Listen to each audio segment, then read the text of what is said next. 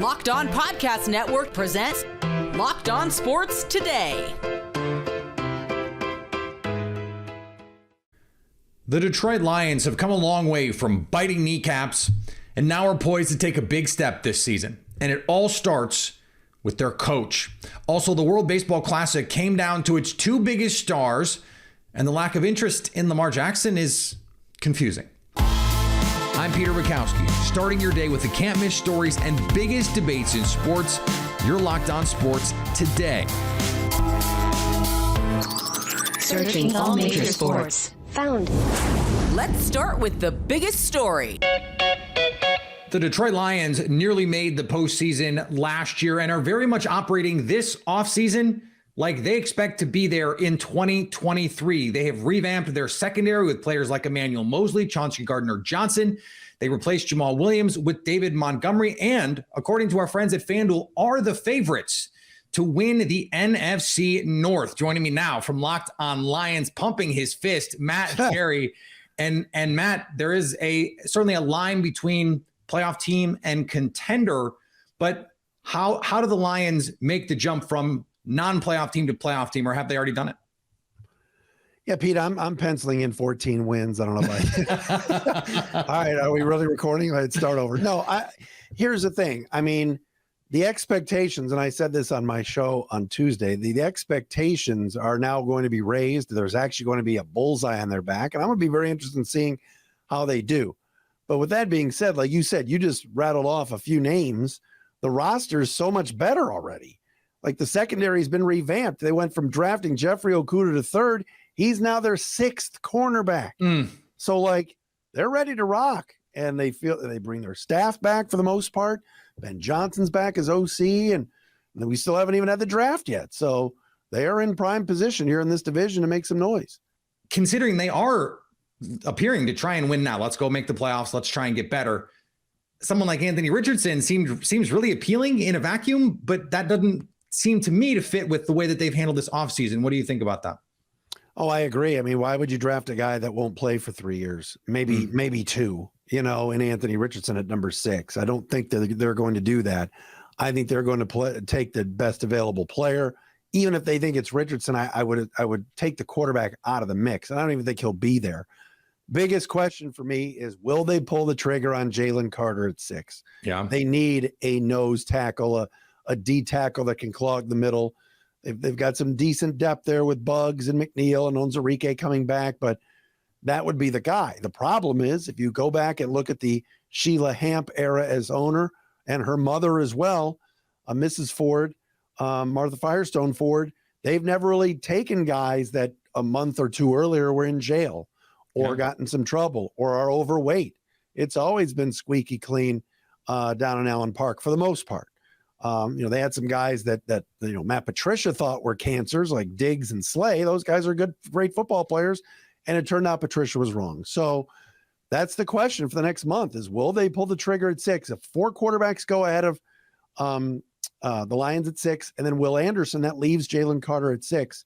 He does fill a need, but a lot of mocks, Pete, had the Lions taking a corner at 6. But how can you take a corner now when you've got 6 of them in your stable at the moment? If you're the Lions, where do you think they stack up in the NFC? Because I think you can make the case that they're like the second or third best team in the league right now.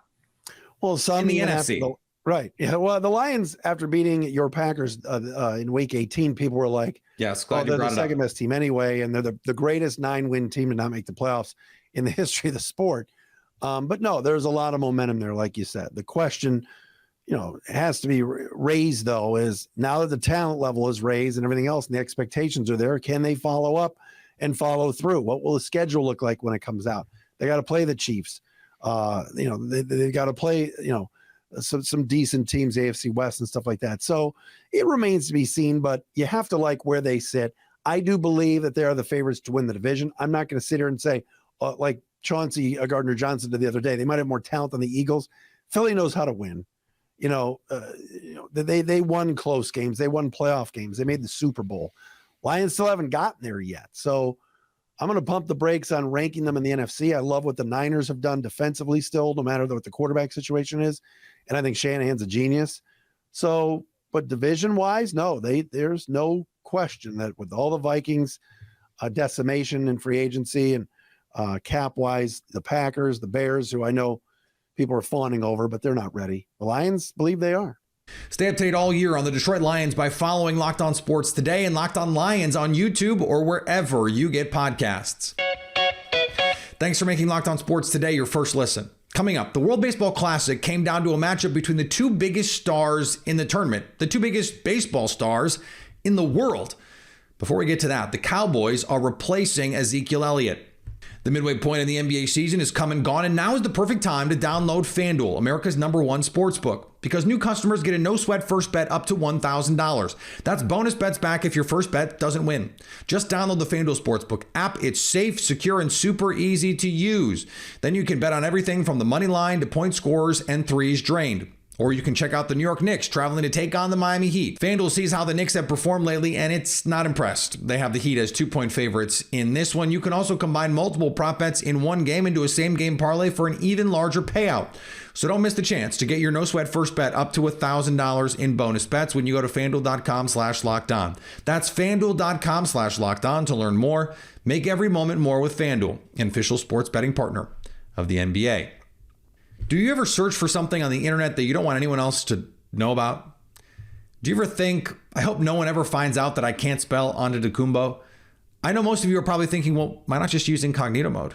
I know that's what I was thinking the first time I heard about ExpressVPN. Let me tell you something, incognito mode does not hide your activity. It doesn't matter what mode you use or how many times you clear your browsing history, your internet service provider can still see every single website you have visited.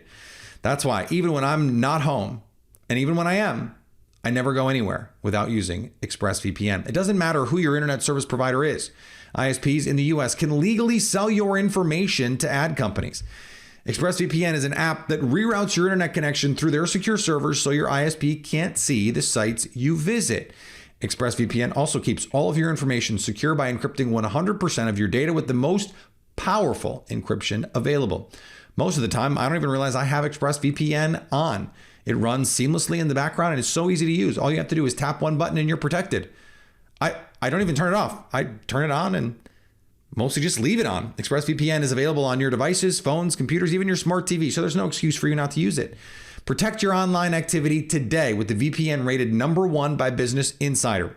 Visit my exclusive link, expressvpn.com/locked, and you can get an extra 3 months free on a 1-year package. That's expressvpn.com/locked. expressvpn.com/locked to learn more. A week after releasing Ezekiel Elliott, the Dallas Cowboys have agreed to a 1-year deal with free agent running back Ronald Jones, the team announced on Tuesday. It doesn't mean Jones, a former second-round pick of the Tampa Bay Buccaneers, will be Elliott's sole replacement in 2023, but the Cowboys have provided depth as a complement to Tony Pollard, who will play on the franchise tag. At least that's what we think for now. Jones spent last season with the Kansas City Chiefs, but appeared in just 6 games with 17 carries after a 4-year stint with the Tampa Bay Buccaneers. No relation, by the way. Ronald Jones, not related to Jerry Jones. Could Cam Newton be returning to the NFL? He announced himself and his desire to be a quarterback at Auburn's Pro Day on Tuesday. Newton threw more than 30 passes to some NFL hopefuls for Auburn. He declined to talk to reporters, but his younger brother, Kalen Newton, who was showcasing his talents to NFL scouts, said this: he's still got it. Whatever organization wants to get a winning quarterback, his number's still open and available. Cam hasn't thrown a pass in an NFL game since December 26, 2021, when he finished up a stretch of 5 games as the Panthers starter. Carolina went 0-5 during that stretch. The game of basketball lost a legend on Tuesday. Willis Reed, the legendary captain and star center for the New York Knicks, who led the franchise to its only 2 championships and was the author of one of the signature moments in NBA history, passed away at 80 years old. Reed was a physical presence in the post across his 10 years in the National Basketball Association, all of them in New York.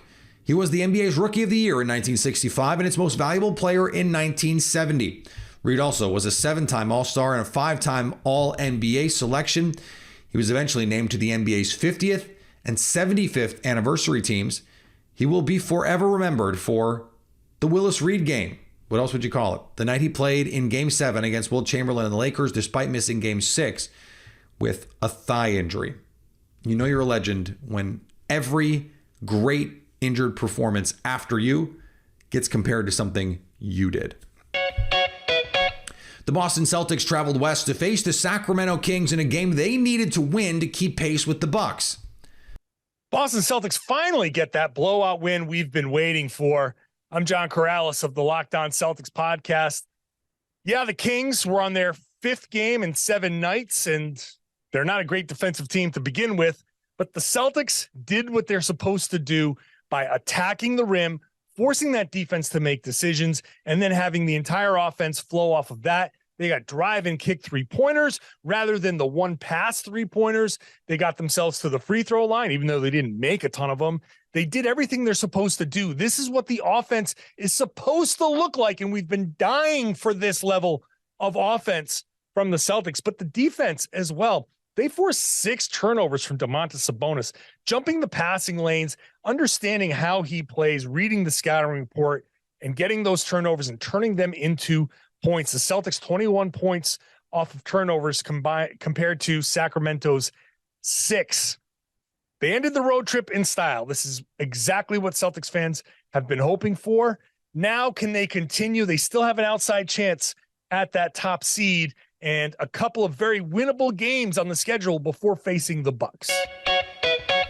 And the Orlando Magic managed to stave off playoff elimination for at least another night.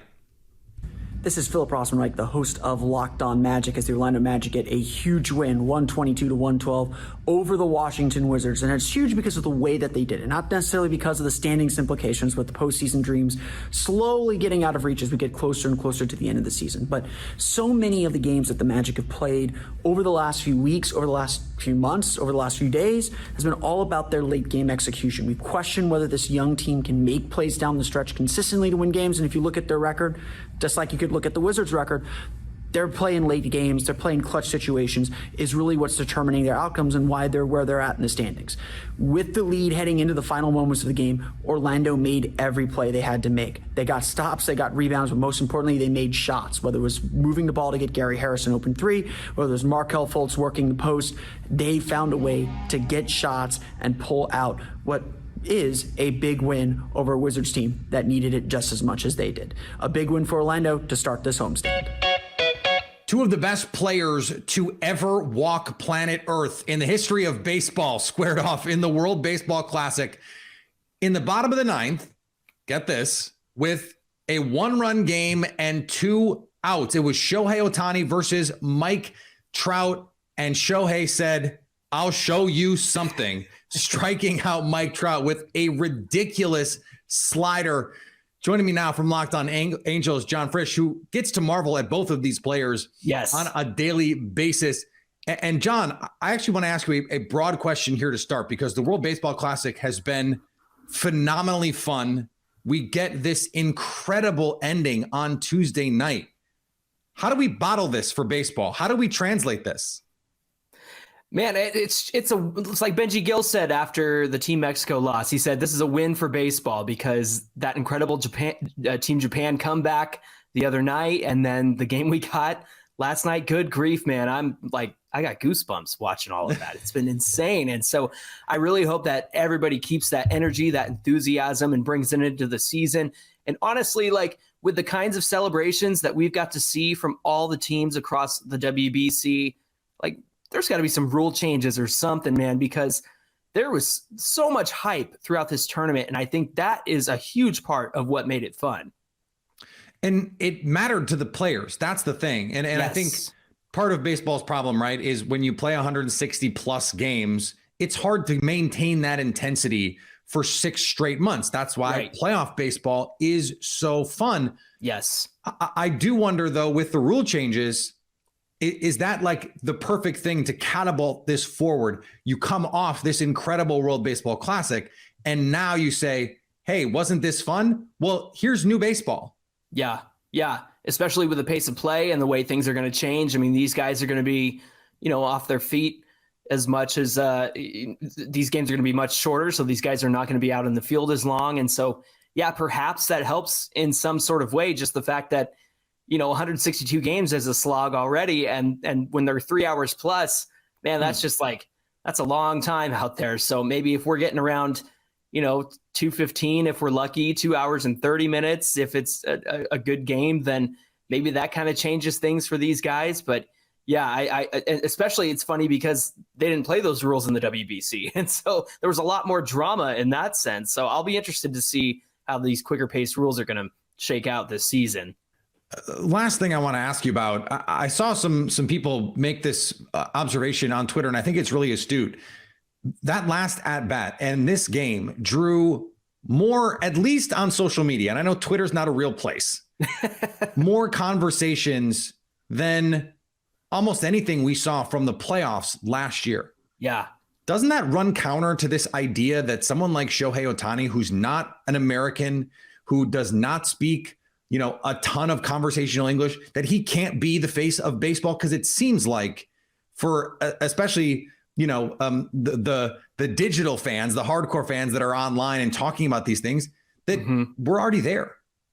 We're already there. He transcends baseball. He transcends language barriers. He transcends borders because everybody loves Shohei Ohtani. He's surpassed Babe Ruth in just how amazing he can be as a two-way player. And the fact that I think coming into 2023, he's going to take that MVP season from 21. He's going to take that pitching performance, which he had a better pitching line last year than he did in his MVP season. Man, if he can put that together, I think that we're in for a real treat in 2023. I think Shohei Ohtani has just set himself up as a face of baseball, especially with that epic moment in the 9th inning. Ooh. Stay up to date all year on the LA Angels by subscribing to Locked On Sports Today and Locked On Angels on YouTube and wherever you get podcasts. Coming up, the lack of interest in Lamar Jackson is perplexing. The Built March Madness bracket is here. We know you have a favorite bar or puff, and now's your time to make it count. Go to BuiltMarchMadness.com to vote for your favorite. I'll be voting for the coconut puff, which is funny because last year I didn't, because I didn't know about the coconut puff yet. I was voting for the brownie batter puff or the coconut almond bar. There are so many favorites I've had over the years. It just evolves every time they give me new options. I'm like, oh, this is my new favorite. And now they'll have a drawing where 50 lucky Locked On listeners will get a free box of Built. Not only that, but one Locked On fan will win a 12-month subscription to Built to have Built's best bars or puffs delivered monthly straight to your door. You got to try Built. It's the best protein bar ever. And I'm not just saying that. I eat them literally every day if I can. What makes Built bars and puffs so good? Well, for starters, high in protein, low in sugar, and covered in 100% real chocolate, but still taste amazing. Run to BuiltMarchMadness.com right now to vote for your favorite bar or puff and pick up a box while you're there. You can vote every day in March, so hop in and support your pick. Lamar Jackson and the Baltimore Ravens are at an impasse. He's not getting what he wants from the team, but there's also seemingly no suitors lining up to take him off the Ravens' hands. This perplexes James Rapien and Tony Wiggins on Locked On NFL. Well, there's no top dog at quarterback. And yet you have the Carolina Panthers moving mountains to get the top pick. You have the Houston Texans set to take a quarterback at number 2. And the Colts probably taking a quarterback at 4. I mean, the list goes on. Maybe the Cardinals trade. There's so many teams that could use a franchise quarterback, and it's Lamar Jackson. And I know there's an injury history. It's still Lamar Jackson. And you could say, oh, you have to play a certain way and all of these things are whatever, man. I would rather play that way than Matt Ryan, or I'd rather play that way than Carson Wentz, or play that way than, have a quarterback battle between right. these retread type guys. Like I am surprised that no team has gone all in on Lamar Jackson or gotten even close, especially, and this is the important part of the Mike Florio report, if he does not want a fully guaranteed contract, which you're saying, Stephen A. Smith also saying that. If that's the case, then I don't know what the NFL is doing, and all these GMs need to get their head out of their rear ends. It is certainly weird that teams don't seem that interested in Lamar Jackson. But I think in another way, it is showing us exactly how much the Cleveland Browns violated an unspoken or perhaps even spoken rule among NFL teams and ownership groups about guaranteed contracts, about the kind of contract Deshaun Watson got. Because this lack of interest seems to be a direct reaction to what happened in Cleveland with Deshaun Watson, including hearing from Ravens owner Steve Bisciotti saying he didn't like what the Browns did, that it set a bad precedent. And now every other team in the league is so scared. They are terrified of validating this precedent. If it's just Deshaun Watson in Cleveland, they can say that's a one-off, that's a unique thing. We don't have to follow that standard. But when a second team does it, now that's the law of the land. Now that is what every top of market quarterback is going to want from that moment forward. And these teams, more than just not wanting Lamar Jackson, there are plenty of teams that would want Lamar Jackson. What they don't want to do is set a precedent where there is no going back. There is no putting that genie back in the bottle once it is out. And in distinction, the Browns did that. And it shows us just how seriously the other 31 teams viewed that move. And finally, the rivalry of Michigan and Ohio State is legendary. If you grow up in either state and you're good at football, your college is expected to be a foregone conclusion. There are turncoats, though. As running back Jordan Marshall demonstrated on Tuesday, he's a top recruit, according to ESPN, a top 10 player in the state of Ohio. And he's going to Michigan. In fact, Marshall is one of 3 Ohio recruits that are headed to Michigan in 2024. Marshall's commitment is an important one for the Wolverines, given that he is a top prospect at a position of need. But getting a win over Ohio State on the recruiting trail is always a goal for the rival teams. And now Michigan's getting those wins on the field too. Thanks for making Locked On Sports today your first listen. Now go find your favorite team's Locked On podcast and make them your second listen. Coming up tomorrow, who's on upset alert in the Sweet 16? So at least until tomorrow, stay Locked On Sports today. Locked On Podcast Network presents Locked On Sports Today.